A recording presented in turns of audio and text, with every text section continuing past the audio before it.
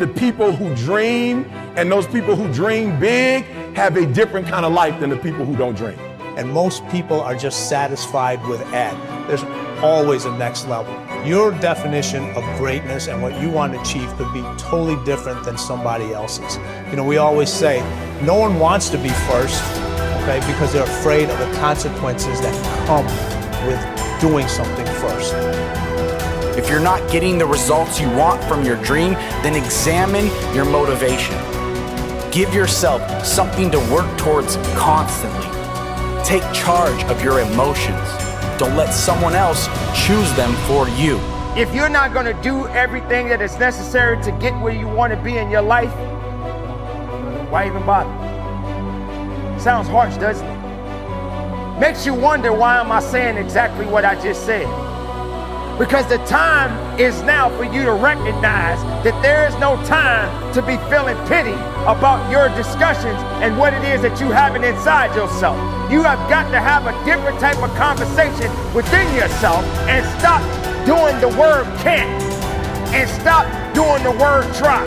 Dreams will remind you that even if the situation isn't temporary, dreams still give you a purpose to live a bigger life despite what you're dealing with. Because they will help you move through the chapter of the life that you're in more powerfully, more grounded, and more fulfilled. Now, believing in yourself is simply an attitude. Believing in yourself is a choice. You have to choose to believe that you can do anything you set your mind to. Anything at all. Because, in fact, you can.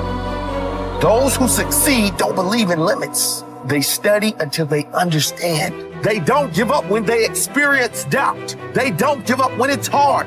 They do not give up, full stop. They keep working hard, even if they've been rejected. They keep at it. They keep searching for new opportunities. That's exactly how you have to be.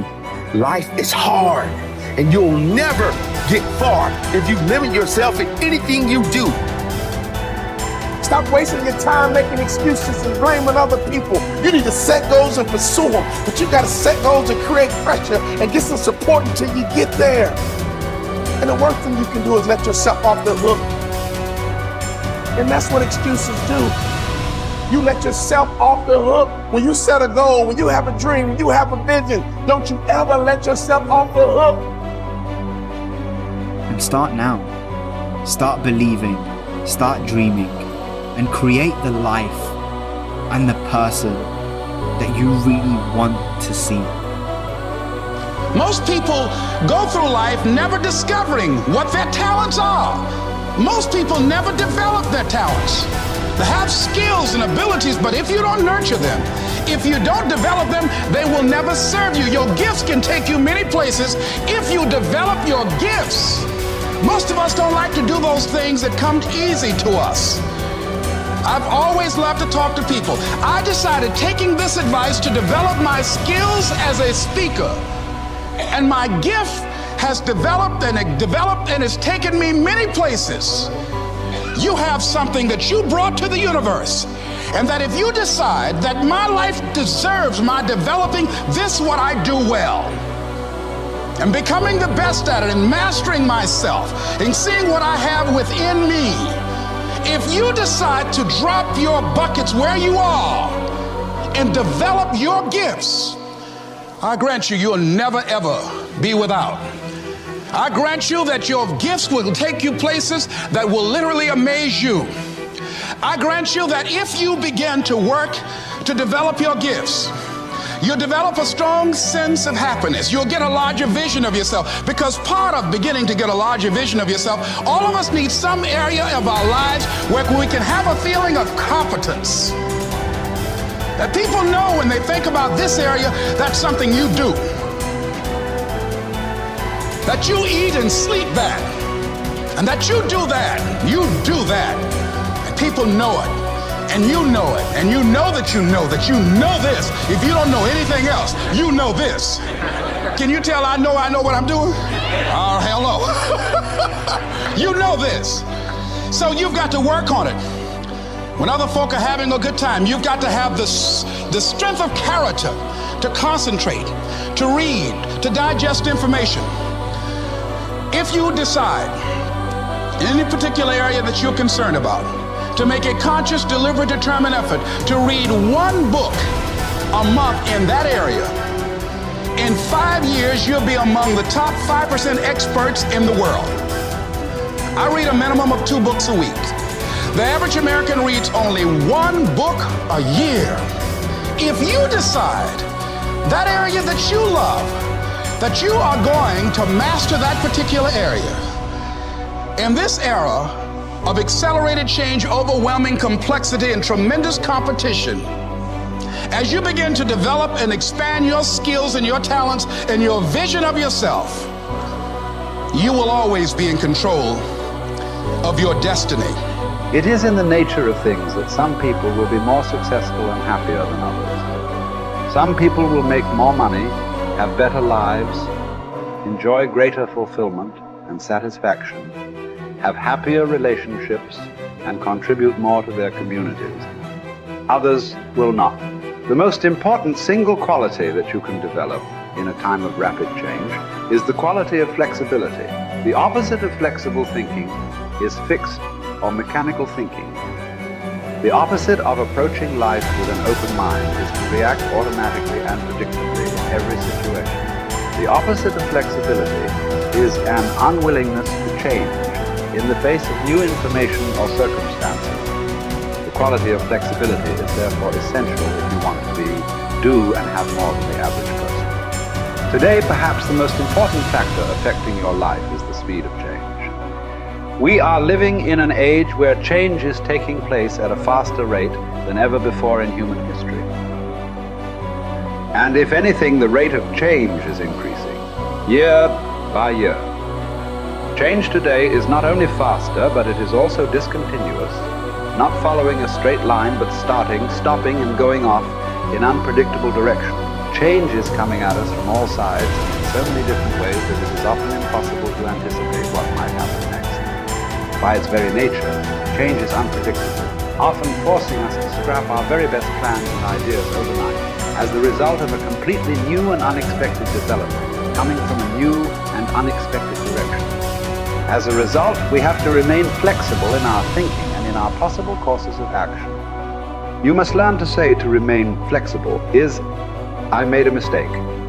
It is amazing how much time, energy, and money is wasted because someone's ego is so large that they will not admit they have made a mistake, even one that is obvious to everyone around them. Once you say, I was wrong or I made a mistake, the issue is largely over. From then on, everybody can get on with resolving the problem or achieving the goal. But as long as a key person is unwilling to admit that he or she has taken the wrong course, everything comes to a stop.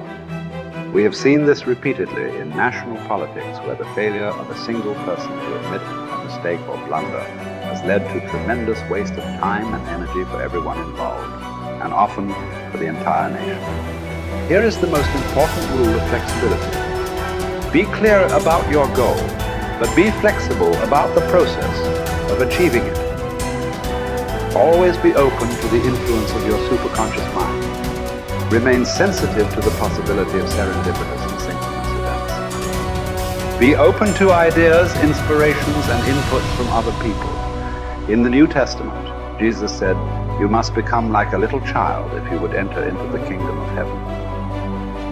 One interpretation of these words is that you must remain open-minded, flexible, calm, confident, and curious if you want to be able to recognize new opportunities and possibilities as they open up around you on your journey toward your goal. Resolve to remain flexible and open no matter what happens. Remember, there is almost always a better way to accomplish any task or to achieve any goal. Your aim should be to be alert and aware to what it might be, to find it and then to take action in that new direction as quickly as possible. This will ensure that you inevitably reach your goal, sometimes in the most unexpected and surprising ways. You see, you can have anything you want in life if you want it badly enough and are willing to pay the price. Now, the rules regarding the price of success are simple. There's just 2 of them. Number 1 is you always have to pay full price for success. And number 2 is you always have to pay in advance. Now here are some key points on goals, and please remember these. The first key point is that your ability to set goals and to make plans for their accomplishment is the master skill of success. The development of this skill requires continual practice and serious personal work, something that only the top 5% will discipline themselves to do. You see, setting goals is hard. Setting goals requires delaying gratification. Setting goals means taking some time aside and sitting down and really thinking through what it is you want in each area of your life. And because this is difficult, most people won't do it. Number 2, your goals must be congruent with your basic values. Your self-esteem comes from engaging in activities and working toward goals that are consistent with what you believe to be good and right and important. Take some time to think through what you believe in, and then structure your goals in harmony with your innermost convictions. What are your basic values in life? What would you live for? What would you fight for? What would you sacrifice for? What would you die for? What are the most important things to you in life? And are your goals, are your daily activities congruent with those values? Now, one of the things we know about high-achieving men and women is that they're very clear about what it is they believe in. And one of the things that we know about underachievers and failures is that they're very vague about what it is they believe in. Because when you know what your values are, then it's quite easy for you to make the critical decisions in your life. But if you don't know what your values are, or if you've never taken the time to think them through, then you will toss with the wind and you'll go whichever way the wind blows on almost any area of decision. Fourth point in goal setting, you must have a major, definite purpose. One goal that is more important than any other. You can have many different goals, but you must have one goal which is number one. And many people ask me this question. They say, fine, well, can I have two major definite purposes? And the answer to that is no. There's a line in the Bible that says, a double-minded man is unstable in all his ways. And what it means is if you try to do two things at once, or you have two goals with equal priority, you will end up doing neither, and doing neither of them very well. The way you choose your major definite purpose is once you've listed all your goals, you ask yourself, which is the one goal, the accomplishment of which would move me more rapidly toward the accomplishment of all my other goals than anyone on this list?